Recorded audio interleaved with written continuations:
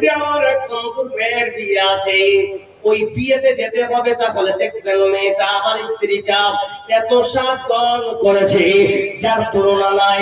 মারে তুমি কাকে দেখানোর জন্য তুমি সাজগোজ করেছ?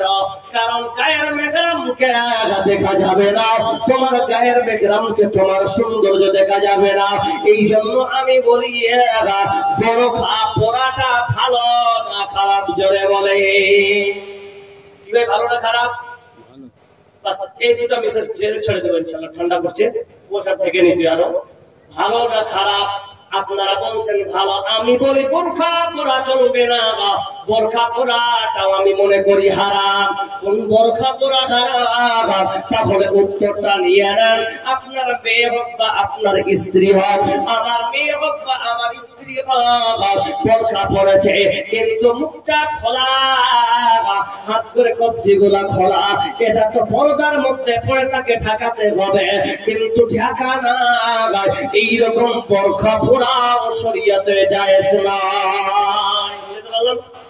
তাহলে এবার আপনাদেরকে বলি রে বাবা, যাদের মধ্যে ঈমান থাকবে আল্লাহকে ভয় করবে, যাদের মধ্যে ঈমান থাকবে তারা আখিরাতকে ভয় করবে, যাদের মধ্যে ঈমান থাকবে তারা নামাজ প্রদানকারী হবে, যাদের মধ্যে ঈমান থাকবে তারা যাকাত প্রদানকারী হবে, যাদের মধ্যে ঈমান থাকবে তারা শরীয়ত পালন করবে, যাদের মধ্যে ঈমান থাকবে তারা কোরআনকে ভালোবাসবে, যাদের মধ্যে ঈমান থাকবে তারা হাদিসকে ভালোবাসবে, যাদের মধ্যে ঈমান থাকবে তারা আল্লাহর মসজিদকেও ভালোবাসবে। যারা বরং ঠিক না বেঠে?